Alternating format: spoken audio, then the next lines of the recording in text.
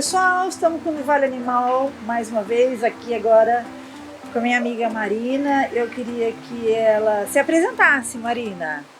Olá pessoal, tudo bem? Eu sou Marina Gea Pérez, sou médica veterinária e especialista em animais silvestres, sou professora da Faculdade do Vale e estou aqui hoje para conversar com a Maju um pouquinho. Então, a gente vai falar hoje um pouco de vários animais não convencionais, que também são de produção, a gente entende perfeitamente tudo isso, mas eu quero puxar para o lado pet.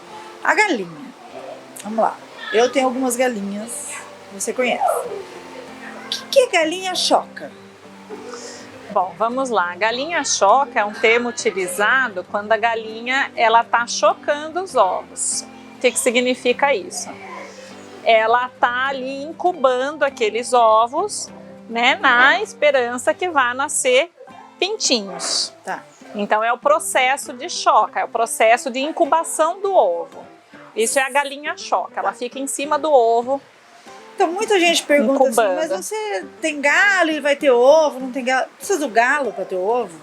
Não, não precisa do galo para ter ovo. O ovo, na verdade, quando a galinha não tem o galo ou a ave, qualquer ave, né? Não tem o macho, ela vai produzir óvulos. E esses óvulos, então, não fecundados, são os ovos que a gente pega para comer. E aí, caso tenha a fecundação, aí a gente tem um ovo, que a gente fala o ovo galado, né? Daí é o ovo que já tem um embriãozinho lá, mas quando não tem o macho, mesmo assim ela produz esses ovos. Ela produz os ovos normalmente? Normalmente. E assim, existe uma quantidade de ovo por galinha? Ou ela... Parece que uma vez eu vi um negócio que a galinha já nasce com uma quantidade certa de ovos que ela vai... Sim, elas têm, né, a quantidade de ovos que ela vai produzir durante a vida dela.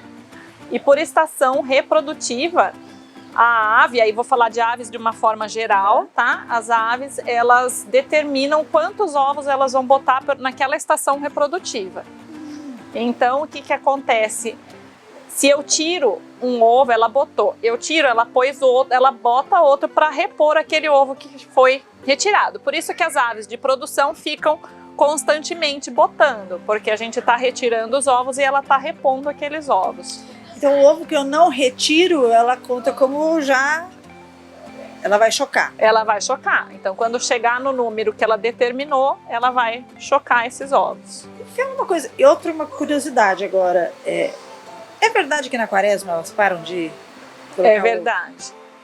Mas... É verdade, e assim, eu não sei se existe uma explicação científica para isso, mas é verdade, elas param de botar na quaresma e depois voltam a botar normalmente. Você sabe que é verdade, porque as minhas, eu tenho várias galinhas, gente. Uma delas é a Isa e Duda. A Isa e Duda pararam de botar na quaresma. Eu falei, que estranho, mas pode ser também pela luz, né? Porque a quaresma dá mais ou menos entre a média de estação do estação. Ano, É uma troca de estação, né? E até fiquei chateada com elas, porque, né? Pô, gente, então aí, vamos botar, né? Isso sobre galinha, né? Não precisa do galo, então. Se galar e ficar ali, vai dar o pintinho. Vai dar o pintinho. Você sabe mais ou menos, lembra mais ou menos quanto tempo para um pintinho bicar? Eu não tenho certeza, acho que em média aí de 40 dias, mais ou menos. E ela vai ficando lá? Isso, a ave fica ela lá. Sai, se alimenta, isso, volta, e volta. Choca. Tá. A alimentação da galinha. Alimentação. Vamos imaginar uma galinha criada solta, né? De bem-estar, vamos falar em bem-estar animal. Bem-estar pet. Tá. Uma galinha criada solta, ela vai ciscar, então ela vai se alimentar de pequenos insetos que ela encontra, né, no ambiente. E também a gente precisa suplementar essa alimentação. Então, algumas pessoas fornecem o milho, mas só o milho em si não é 100%, né? Ela vai acabar tendo alguma deficiência nutricional aí. Então, o ideal seria suplementar com alguma ração também. Mas normalmente o pessoal de sítio costuma oferecer milho e aí as aves ficam soltas, então elas acabam não tendo essa deficiência nutricional por conta de consumir outros alimentos, e aí consome verduras, né? Tudo que é oferecido acabam também. Com tudo também, na verdade elas vão com tudo, né? Porque em casa até a formiga sumiu. Some tudo, Que elas ótimo, comem tudo. Cá entre nós, mas enfim. Quanto tempo que ela fica chocando no ninho? Que ela fica sentada em cima do ovo? Isso varia. Tem ave que fica... Porque é por temperatura, né? As aves elas têm a temperatura do corpo mais alta do que os outros animais. Então a temperatura aí pode chegar normalmente até 42 graus, é normal. A temperatura normal de uma ave. E quando ela tá choca, o pessoal fala, é porque ela tá mais quente e tudo. A ave naturalmente é quente, né? Mas ela fica ali e fica incubando esses ovos. Aí ela vai ficar o tempo necessário para chocar. No máximo vai sair para se alimentar rapidamente e voltar para o ninho e continuar chocando. E você sabe de uma curiosidade que eu pesquisei? Que a galinha, por que ela cacareja quando ela bota o ovo? Por quê? Você sabe? Não. Para avisar as outras galinhas que ela colocou o ovo, para que todas coloquem no mesmo lugar. Olha só. Por isso que às vezes eu chego lá e tem 3, 4 ovos no mesmo lugar. Eu fiquei, não é possível. E é para isso, sabia? Para avisar, uma curiosidade, é isso. Olha só. Do Vale Animal também é curiosidade. Vamos mudar de galinha para pato? Eu também tenho patos, que são muito engraçados, né? Mas é mais ou menos a mesma linha, né? Sim. O pato da galinha. Só que é mais difícil de você descobrir se o pato é macho ou fêmea, né? Tem algumas raças que é mais fácil de visualizar, até porque tem variação de cor, e algumas espécies de patos selvagens também, que tem variação de cor do macho com a fêmea. Os machos costumam ser mais coloridos e as fêmeas um tom mais de pardo. Agora, nos nossos patos domésticos varia muito questão de tamanho. O macho costuma ser maior do que a fêmea. Alguns que têm aquela, como se fosse uma, não é bem uma crista, mas ele tem aqui uma pele, Topete. Né? Isso. Aí do macho costuma ser maior que o da fêmea, mas varia muito com a raça dele.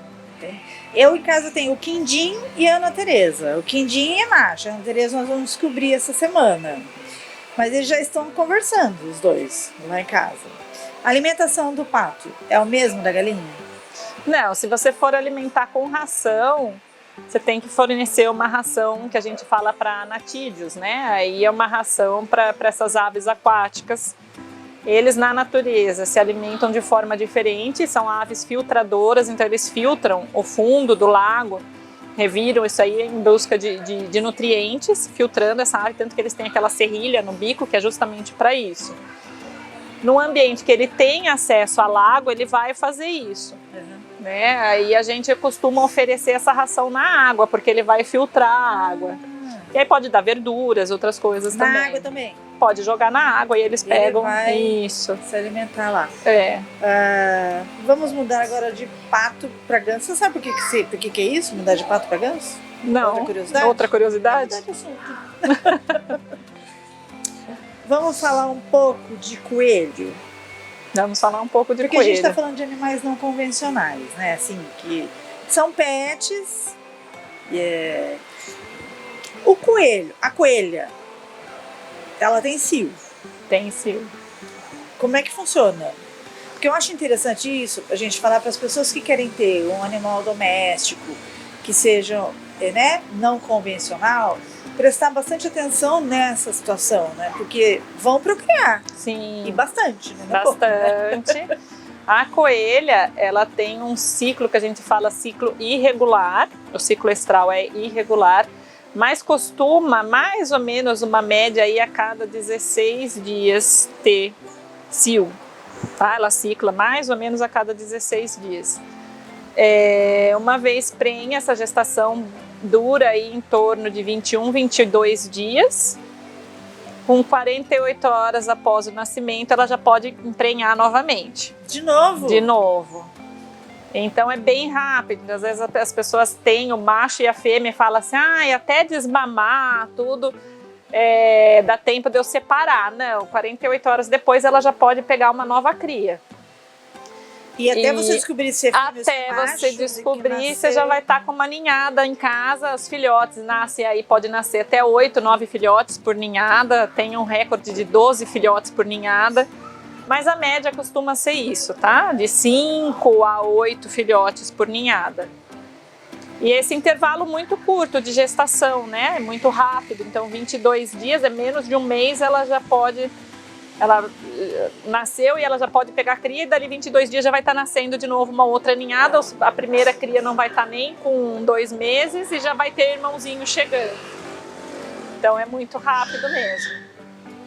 E o coelho induz o cio? Sim, o cio não, ele não induz o cio, induz a ovulação. Então a ovulação da coelha, ela ocorre com a cópula, ela é induzida pela cópula. Mas não necessariamente pela penetração. Então, se tiverem 2 fêmeas na casa e uma começar a montar em cima da outra, como o macho faria, ela vai acabar ovulando e ela desenvolve a pseudociese, que é uma gestação psicológica. Ela acha que está prenha e ela vai fazer todo o comportamento de uma coelha prenha, inclusive preparar o ninho para a chegada desses filhotes. E depois não vai nascer nada, né? Porque ela não está prenha de verdade. Entendi. A gente vai sair para um comercial rapidinho e a gente já volta.